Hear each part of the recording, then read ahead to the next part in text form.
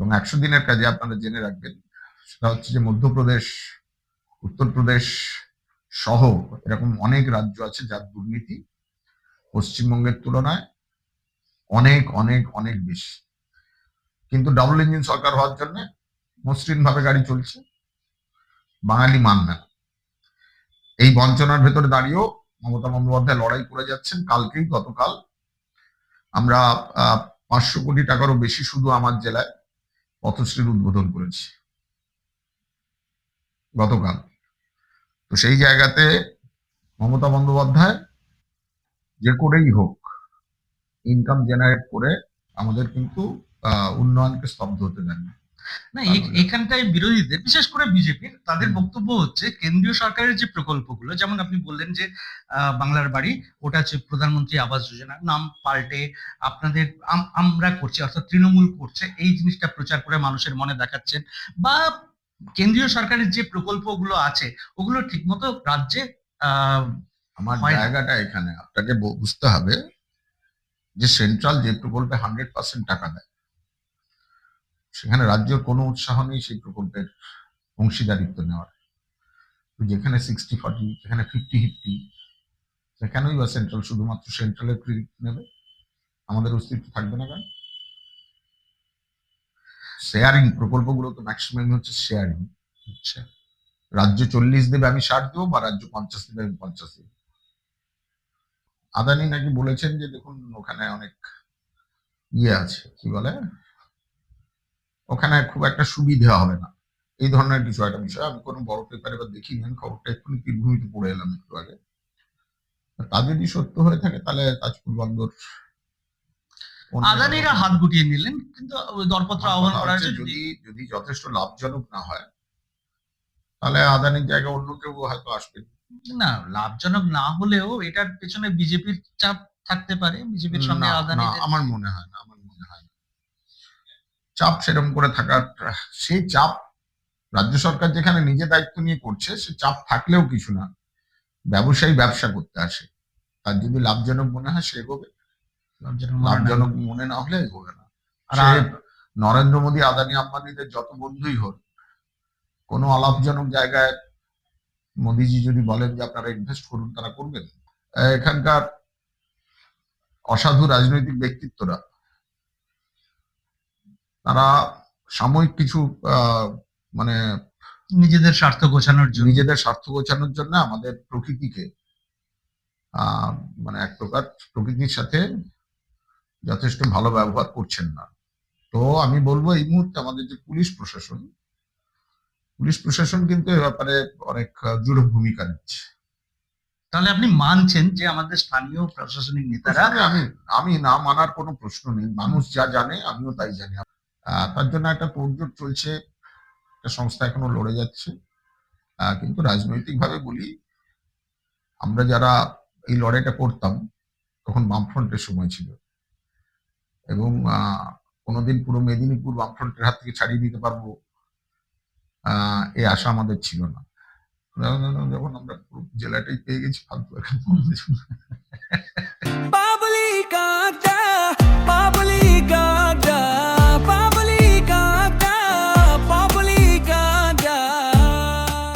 আচ্ছা, মাছের জন্য কোল্ড স্টোরেজ, এটারও তো প্রয়োজন ছিল, এটাও হয়। মাছের কোল্ড স্টোরেজ আমাদের রামনগরে হয়নি? না, সেটা বেসরকারি ক্ষেত্রে হয়েছে, সরকারি ক্ষেত্রে তো হয়নি। অ্যাকচুয়ালি ডিমান্ড ফুলফিল হয়ে গেলে গভর্নমেন্ট আর এগোবে কেন? কিন্তু শুটকির জন্য হয়েছে, আমাদের দাদন পাত্র বাড়ে হয়েছে, শুটকি স্টোরেজ হয়েছে। কিন্তু যখন এটা দেখুন, এটা হচ্ছে ডিমান্ড বেসড। আমরা অনেকগুলো সেই বানিয়েছি, আমাদের রাজ্য সরকার, মাননীয় মুখ্যমন্ত্রী মমতা বন্দ্যোপাধ্যায় বানিয়েছিলেন, ওই যে মার্কেট প্লেস গুলোকে কি বলে, ওটাকে ইনফ্রাস্ট্রাকচার তৈরি হয়ে গেছে, কিন্তু ব্যবসায়ীরা সেখানে গিয়ে ব্যবসা করতে আগ্রহী নয়। না, ওই যে ল্যাংচা মিষ্টির জন্য ল্যাংচা হাব তৈরি হয়েছিল, ওখানে তো অনেক ব্যবসায়ী এসে যোগ দিয়েছিলেন। সেটা আলাদা বিষয়। যেখানে আমি বলছি ডিমান্ড আছে, যেখানে ডিমান্ড নেই আপনি করে দিলেন, এটা হচ্ছে আমার আপনারই ট্যাক্সের টাকা অপচয়। চাটা খান, ঠান্ডা হয়ে গেলে আর কিন্তু ভালো লাগবে না। আর রইল বাকি রাস্তার কথা ব্যাপারে কিছু বলবেন? আমাদের এই রাস্তায় কেন্দ্রীয় সরকার যে টাকা বরাদ্দ করেছিল ঠিকমতো জমি অধিগ্রহণ না হওয়ার জন্য, আমি কাগজেই দেখেছিলাম এই খবরটা, যে কেন্দ্রীয় সরকার টাকা ফেরত চেয়েছে। তো কেন অধিগ্রহণ তাড়াতাড়ি করে হচ্ছে না? কেন রাস্তা আমি সম্প্রসারণ হচ্ছে আমি না? শুনুন, এই বিষয় নিয়ে আমি আমাদের জেলা লেভেলে কথা বলেছি। এটা হচ্ছে, এখন আমরা হচ্ছি মানে তলোয়ারের ডগায় থাকা একটা রাজ্য। সেই জায়গায় পান থেকে চুন খসলে আমাদেরকে শোকজ ধরানো হয়। কেন্দ্র সরকারের তরফ থেকে। এক্ষেত্রেও ধরে নিন 94% মানুষকে জমি অধিগ্রহণ হয়ে গেছে, বাকি প্রক্রিয়াটা চলছে। যাদেরকে হাতে দেওয়া হয়েছে, অধিগ্রহণের কাগজ দেওয়া হয়েছে, টাকাটা হ্যান্ড ওভার হয়নি। টেন্ডার হয়ে গেছে, এখানে যারা ঠিকাদার তারা এসে জায়গা নিয়ে নিয়েছেন, যেখানে তারা মালপত্র রাখবেন, যেখানে তারা তাদের বানাবেন, মানে তাদের শেড বানাবেন, যেখানে তাদের যন্ত্রপাতি রাখবেন, মুক্ত সুখ। প্রাথমিক প্রস্তুতি যেটা। প্রাথমিক নয়, ধরে নিন চূড়ান্ত প্রস্তুতি হয়ে গেছে। দেখা যাবে 6% মতো মানুষের হাতে অর্থ গিয়ে পৌঁছায়, আর দুম করে একটা চিঠি চলে এলো। আমাদের বিরোধী দলের নেতা তো সামনে দাঁড়িয়ে বলেন যে পশ্চিমবঙ্গে যতদিন পর্যন্ত আমাদের পতাকার নিচে না আসছে, মানে সব ব্যাপারে করা হবে, কি বলে, বঞ্চিত করা হবে। এই নেগেটিভ রাজনীতি বাঙালি কতটা নেবে আমি জানি না। 100 দিনের কাজ, সুপ্রিম কোর্ট অর্ডার দেওয়া সত্ত্বেও এখনো পর্যন্ত টাকা দেওয়া শুরু হলো না।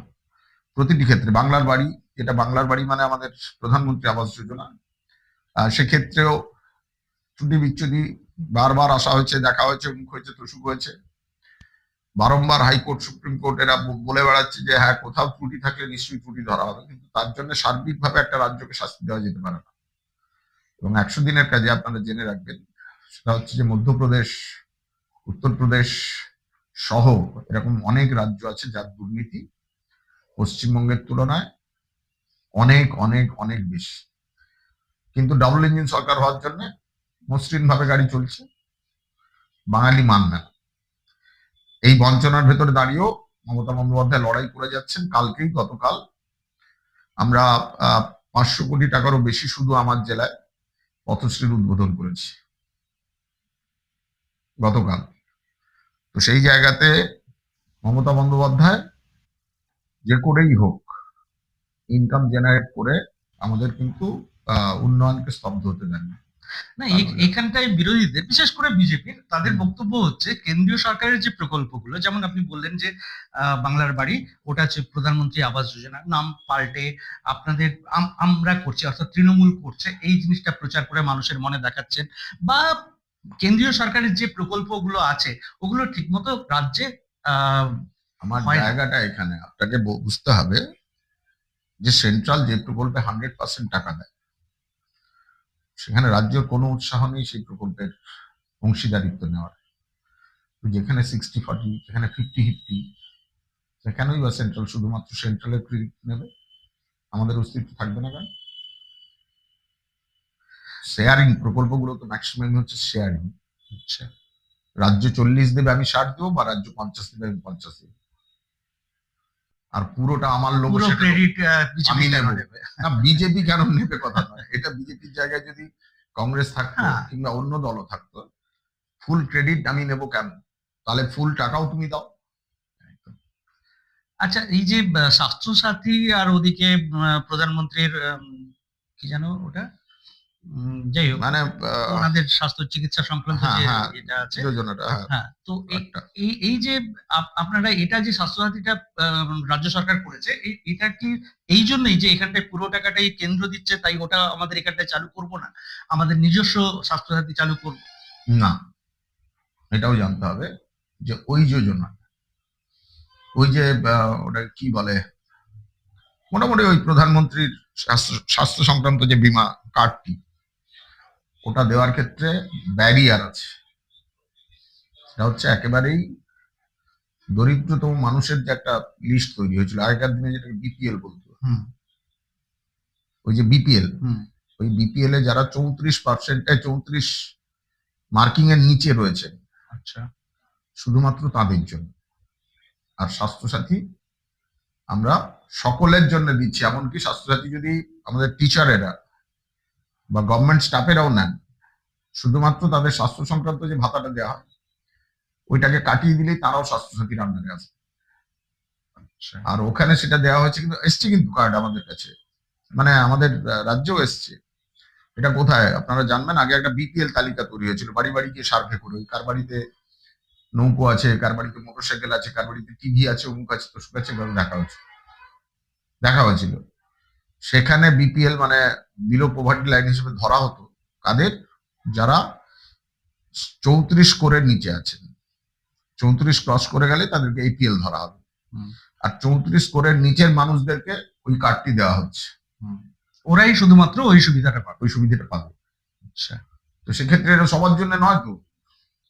কিন্তু এখানে তো দিদি বলছেন যে একজন রাজ্য সরকারি কর্মচারী কি একজন মানে শিক্ষক, তিনিও চাইলে এতে নথিভুক্ত হতে পারবেন, শুধুমাত্র তার যে স্বাস্থ্য সংক্রান্ত ভাতাটা মাসে মাসে দেওয়া হয়, হয়তো একজন প্রাইমারি টিচারকে 500 টাকা করে দেওয়া হয়, তিনি সেই 6000 টাকার সুবিধাটা হারাবেন।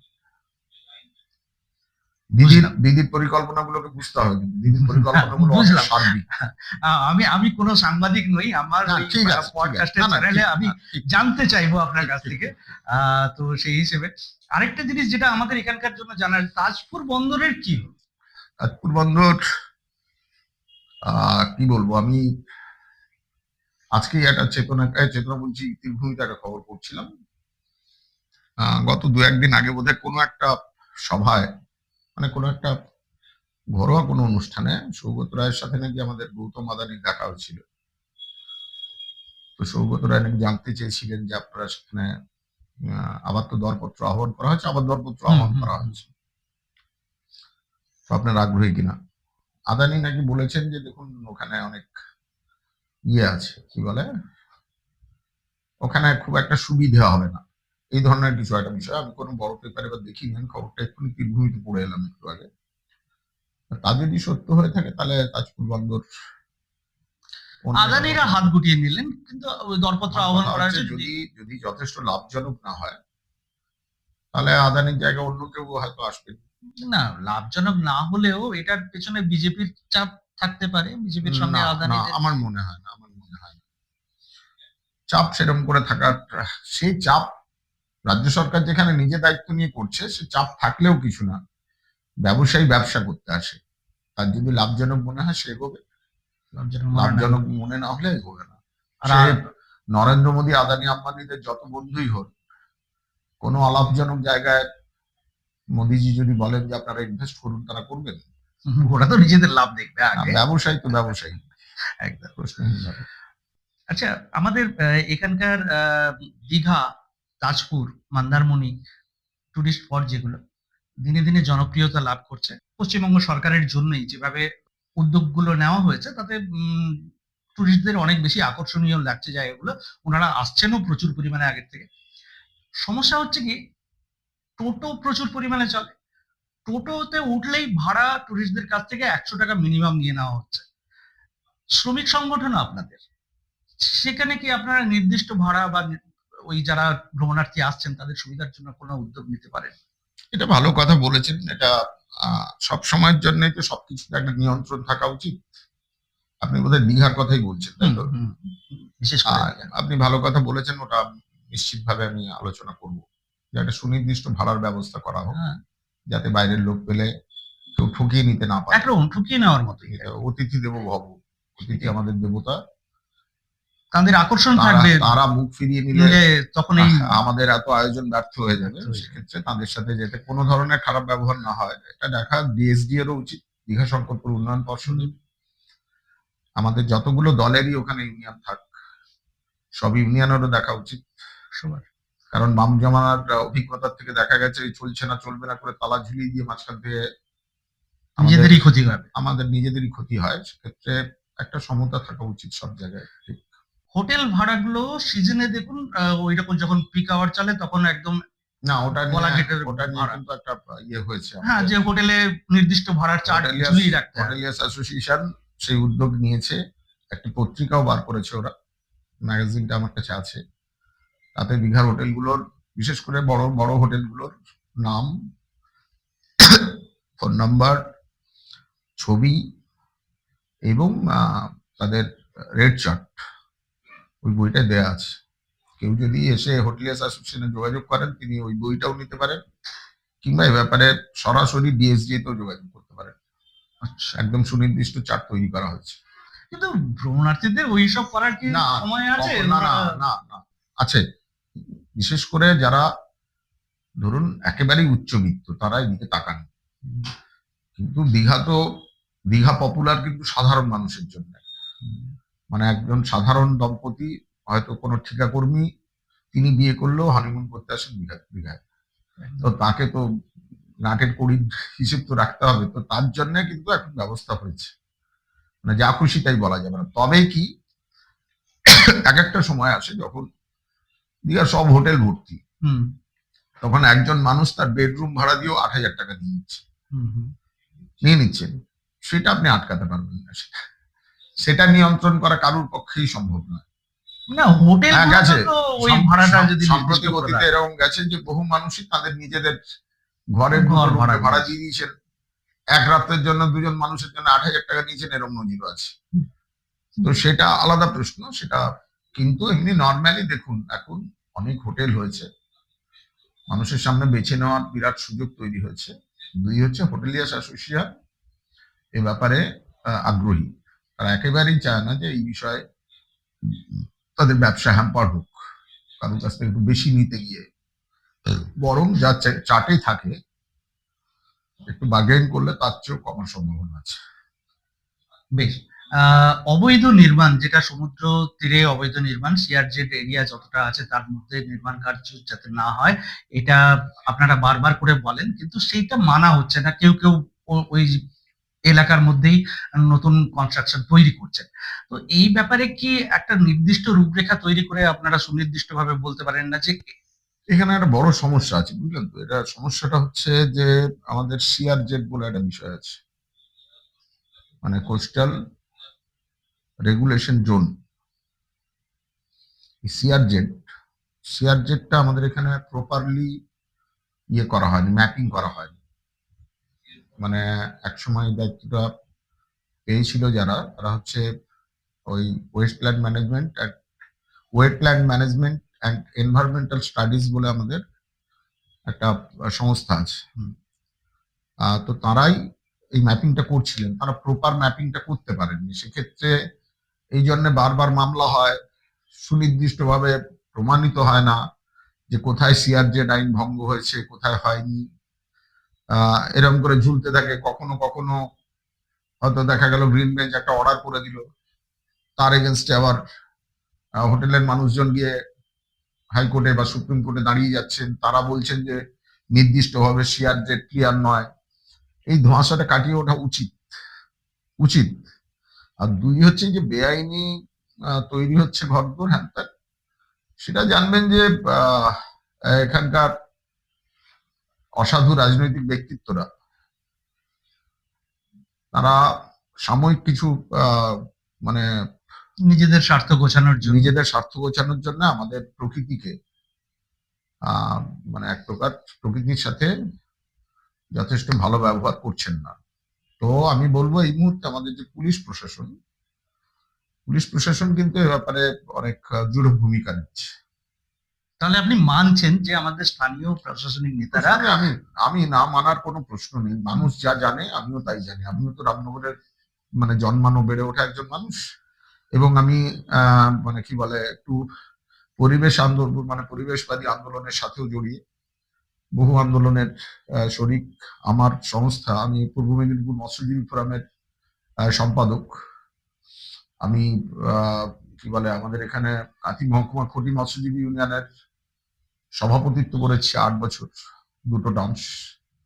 এখানকার যারা ক্ষুদ্র চিরাচরিত মৎস্যজীবী, তাদের মৎস্যক্ষেত্র ক্রমাগত সংকুচিত হয়ে যাচ্ছে। তো কেন হচ্ছে, কিভাবে হচ্ছে, বা আমরা তটকে কিভাবে রক্ষা করতে পারছি, তটের শুশ্রূষা করতে পারছি কিনা, বা একেবারেই সমুদ্রের বুকের ওপর হোটেল বানিয়ে ফেলছি, যেটা আমাদের পক্ষে ভীষণ একটা ভ্রমাত্মক প্রক্রিয়া, মানে ভীষণ একটা ভুল।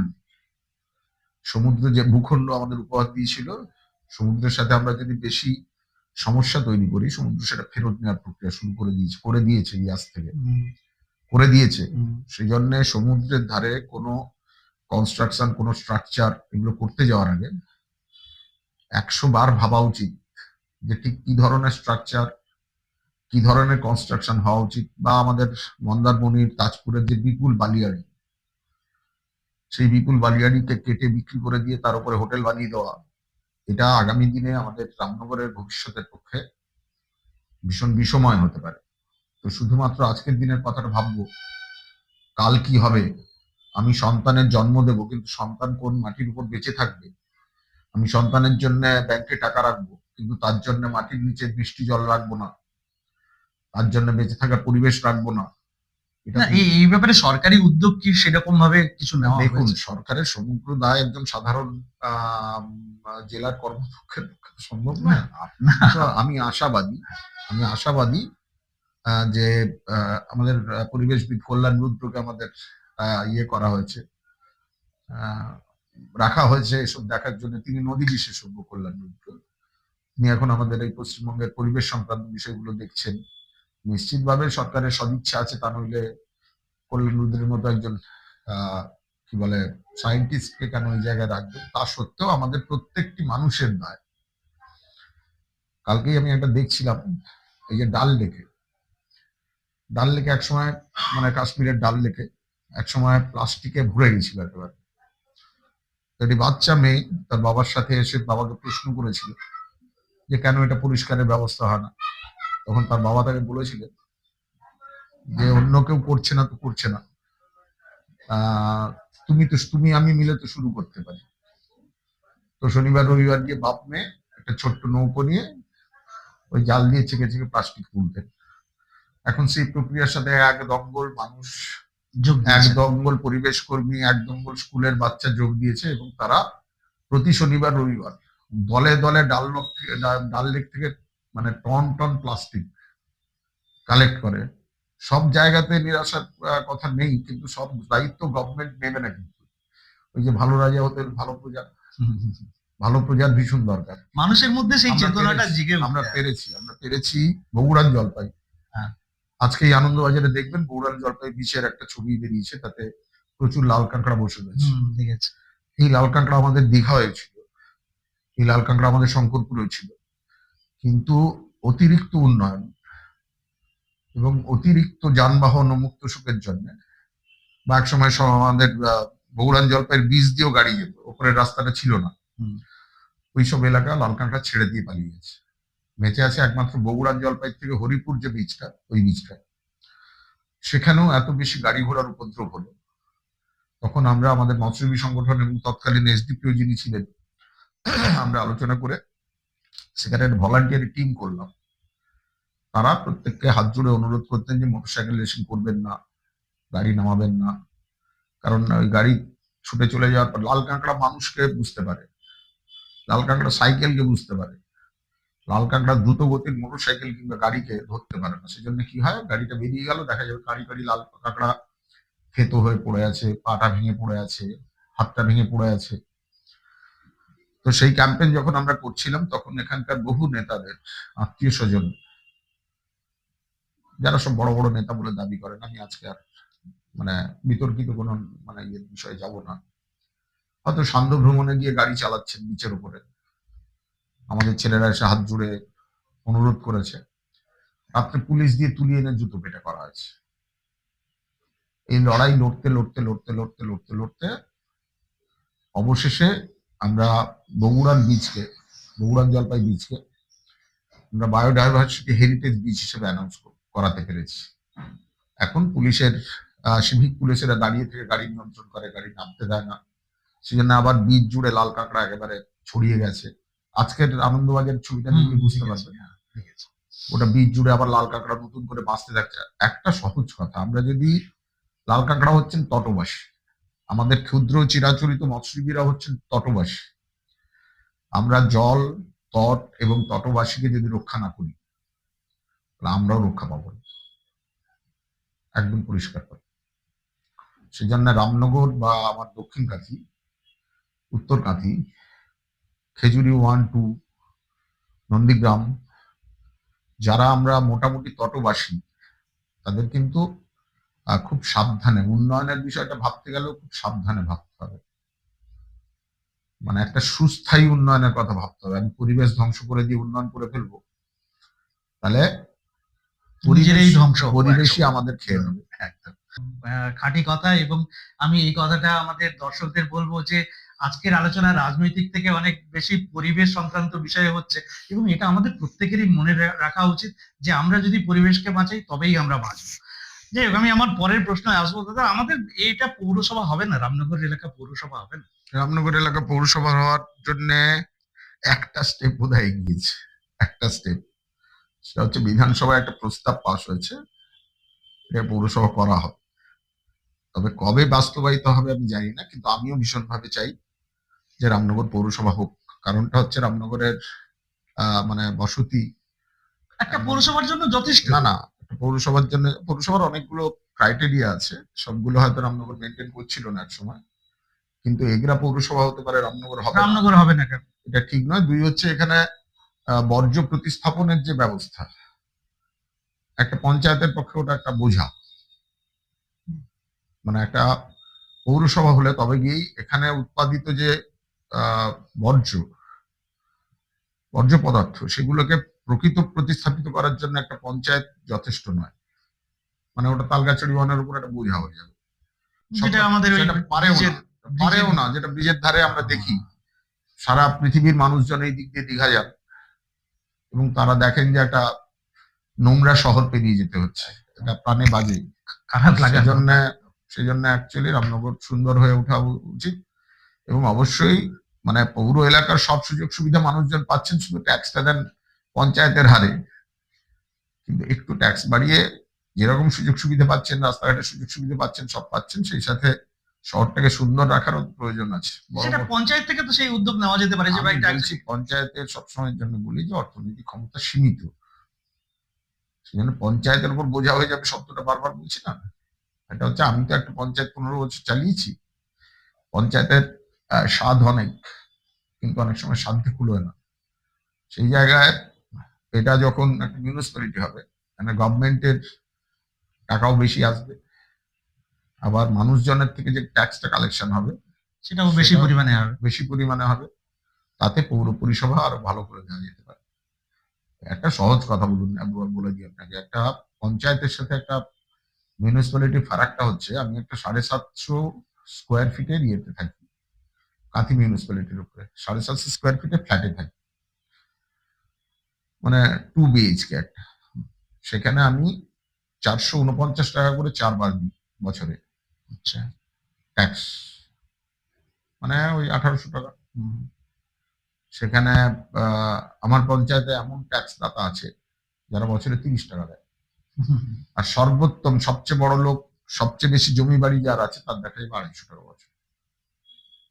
ফারাকটা বুঝতে হবে। আমি পঞ্চায়েতে থাকবো, ট্যাক্স 30 টাকা দেবো, আর কোনটাই মিউনিসিপ্যালিটির ফেসিলিটিজ আশা করবো, সম্ভব নয়। সেজন্য বাইক থেকে মনে হয় যে পঞ্চায়েতে পারে, কিন্তু পঞ্চায়েত গুলোরও তো আয় ইনকামের একটা সীমা আছে। যদিও তালগাছড়ি ওয়ানে এত বড় বাজেটটা আছে, হয়তো অন্য পঞ্চায়েতের তুলনায় তার আয় বেশি, তা সত্ত্বেও আমি বলবো যে এটাই মিউনিসিপ্যালিটি হওয়া উচিত। দক্ষিণ কাঁথি জেলা হওয়ার সম্ভাবনা শোনা গেছিল, তার কি হলো? দক্ষিণ কাঁথি জেলা, শুনুন, কিছু মানুষ তো দক্ষিণ কাঁথি জেলা নিয়ে আন্দোলন করছিলেন। ইনফ্যাক্ট অশোক মিত্র কমিশন তৎকালীন সময় অবিভক্ত মেদিনীপুর জেলাকে 4টে জেলা করা যেতে পারে বলে রিপোর্ট দিয়েছিলেন। অলরেডি 3টে হয়ে গেছে, এবার 4 নম্বরটা হওয়া উচিত। তাতে হয়তো বা পশ্চিম মেদিনীপুরের কি অংশ আমাদের দিকে চলে আসবে।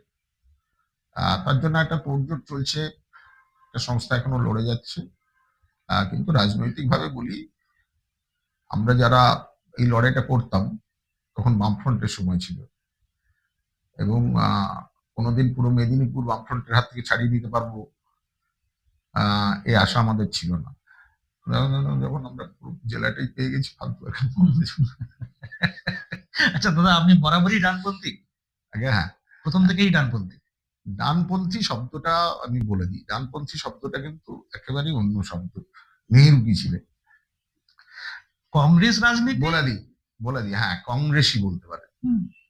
নেহেরু বামপন্থী মানুষ ছিলেন, প্যাটেল বামপন্থী মানুষ ছিলেন। এবার গান্ধীর ভেতরেও অনেক জায়গাতেই বামপন্থার লক্ষণ মানে প্রকট। সেক্ষেত্রে ডান বামের ফারাক এইভাবে হবে না, এটা হচ্ছে যে কংগ্রেসই কিনা এটা জিজ্ঞেস করা যেতে পারে। হ্যাঁ, বাপ ঠাকুরদার বামপন্থী কংগ্রেস, কংগ্রেসই কিনা, কংগ্রেস পার্টিটার ভেতরেও কিন্তু বামপন্থী মানসিকতার তো নিজেও মানে কি বলে, নেহেরু নিজেকে সমাজতান্ত্রিক বলে দাবি করতেন। তো জ্যোতি বসু যে অর্থে বামপন্থী, নেহেরু সেই অর্থে বামপন্থী না হলেও বামপন্থী। একদম একদম। আইআইটি কলেজ কোন জায়গাটা জানো? আমার পঞ্চায়েতে আছে। বন্ধ হয়ে আছে না, আমাদের বন্ধ নেই। ছাত্র পড়াশোনা মানে কাঁথি মহকুমার সবচেয়ে সফল আইআইটি চলছে আমাদের মৈতন আইআইটি, ওটাই রামনগর আইআইটি বলে ওটা। আমাদেরই মানে আমি ছোটবেলায় যে মাঠটায় ফুটবল খেলতাম, ওই মাঠটাই আমরা আইআইটির জন্য দিয়েছিলাম। ওখানে 3 একর জায়গা দিয়েছিলাম এবং আইআইটি তৈরিও হয়েছে এবং টেকনো ইন্ডিয়া ওটা চালায়। এবং সবচেয়ে সফল বললাম না যে সারা আমাদের অ্যাকচুয়ালি দেশপ্রাণ ব্লকে যে আইআইটি আছে, ফন্টাই আইআইটি বলে, ওইটা চালাতে পারেনি, ফেল করে গেছে। কিন্তু আমাদের এটা সফলভাবে চলছে, সফল মানে একেবারেই সফলভাবে। সেইভাবে মানে প্রচার হয়নি, না হলে আমার কাছে প্রতিটি পর্যন্ত ওটা ট্রেডে বন্ধ এটাই খবর আছে। প্রতিটি ট্রেডে মানে প্রতিটি ট্রেডে 100% দিয়ে হয়, অ্যাডমিশন হয় এবং প্রচুর ছেলে চাকরি পেয়েছে। প্রচুর ছেলে মানে ইলেকট্রিশিয়ান কোর্সের ছেলেরা 100% চাকরি পেয়েছে। বেরোনো মাত্র ক্যাম্পাসিং এ চাকরি পেয়ে গেছে এবং সফলভাবে চলছে, একেবারে সফলভাবে চলছে। ওটা ভুল ইনফরমেশন, না তাহলে আমাকে দেশপ্রাণ ব্লকের ইনফরমেশন। আচ্ছা আচ্ছা আচ্ছা আচ্ছা, এটা ভুল ইনফরমেশন, ঠিক আছে। আচ্ছা, আমাদের এখানটায় যে হাসপাতালগুলো আছে, বালিসাই বড়রামপুর হাসপাতাল, তারপরে আপনার অগরকামিনী দীঘা হাসপাতাল, ওদিকে গোবরাতেও আছে এই যে হাসপাতালগুলো, এই হাসপাতালগুলোতে সাধারণত ওই ডেলিভারির পেশেন্টের চিকিৎসা বা সামান্য জর্জারি বমি এইসবের চিকিৎসা, এছাড়া বড় কিছু হলেই রেফার।